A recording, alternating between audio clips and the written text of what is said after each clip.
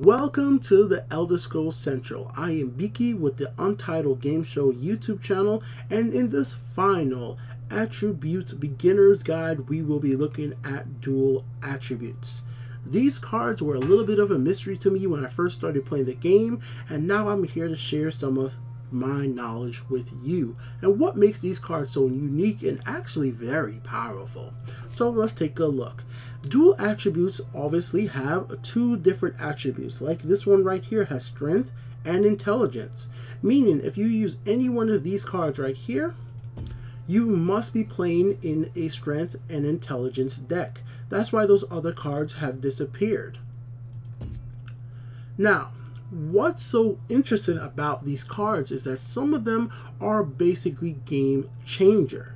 Let's talk about Anansi, which I think is the best. Of all these dual attribute cards, I think this card is the best for the plain and simple fact it will change your match drastically if played at the correct moment.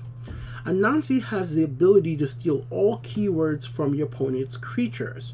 And why this is so important, and also Anansi is a unique creature, meaning you only could have one of her inside of your deck. You can't have multiple of her unless you clone her with the intelligence deck. If your opponent is using creatures that have things like ward, guards, specifically guard is where this really helps out, or even drain and charge, you will be able to steal all those keywords instantly and then use them for yourself. So a scenario why I think Anansi is so important is the plain and simple fact that if your opponent has guards on the field blocking you from attacking your opponent's health if you're trying to win the match, well, you put Anansi out, it takes away guards from all those creatures, leaving all the rest of the creatures you own free to attack. Or if you're in a situation where you have no guards and you need to defend yourself, Anansi can steal those guards and she becomes a guard herself. It's even more effective if there's guards and wards. Now she has guards and wards. It's even more effective if they have charge and drain. Now Anansi gets charge and drain.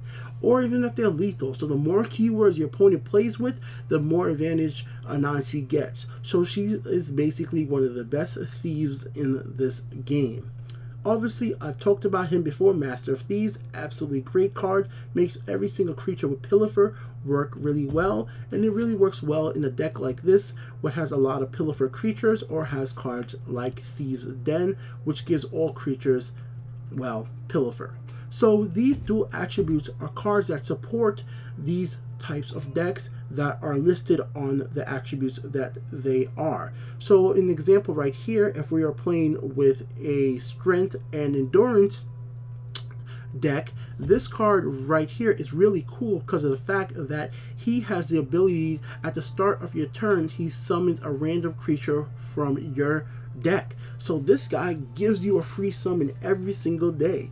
Every single turn. Once again, this is a unique card, and this card has to stay on the field for it to activate, so that's why I don't say it's better than Anansi. But of course, there's not always just those unique legendaries. There's always just the regular ones like this, which is an epic card, and it gives your creatures ward and gives them +4 attack, which is a really all-around great items.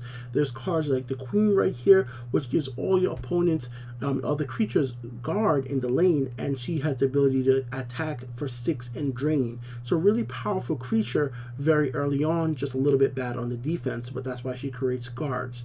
And then there's a really good one right here, which this allows you to replace Piercing Javelin if you're using a willpower and endurance deck, because this only costs 4 magicka and destroys both creatures and support cards. So there's a lot of different options to use when it comes to these dual attributes. Every single one of them are good in their own way, and they're all useful. The best one, like I said, is Anansi. If I had to rank them for you guys, I would say Anansi.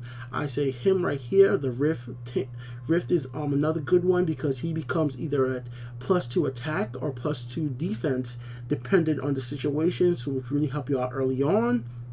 Then from there, I would say Master of Thieves is very, very good. Then I would go with this right here, which is to destroy creatures. Then moving from there, this one has the ability to gain magicka every single turn, because you gain magicka and it gets stronger. That's really good right there. Moving on from there, we will talk about the Queen. Once again, a very strong drain character, is really good. Items are great, but the only thing with items, it just has to be the right scenario. So you would need to already have a monster out, play this instantly. that same turn and attack. This is a good one to get a really quick guard up. So this is a nice guard right here. And moving on from there, I would have to go with him next, this next, and the only reason I'll leave this to last, personally, this destroys all wounded enemy creatures in a lane. This has a high cost. At an 8 magical cost, that is a lot. So that's why I don't rate it that high. I do have 3 of them, but I just don't rate it that high personally. Alright guys, so this has been Beaky with the Untitled Game Show. Hope you guys this quick overview of the dual attributes. If you guys want to see the overview for strength, intelligence, willpower, agility, endurance, and even neutral, the dwimmers and all that stuff, Adoran, Fan, make sure you guys go into the playlist in the description and see all those videos. If there's anything else you guys want to know about the Elder Scrolls Legends, let me know in the comment section below. I'm more than willing to help. Go ahead and download the game from the description as well if you're new to these videos. Later.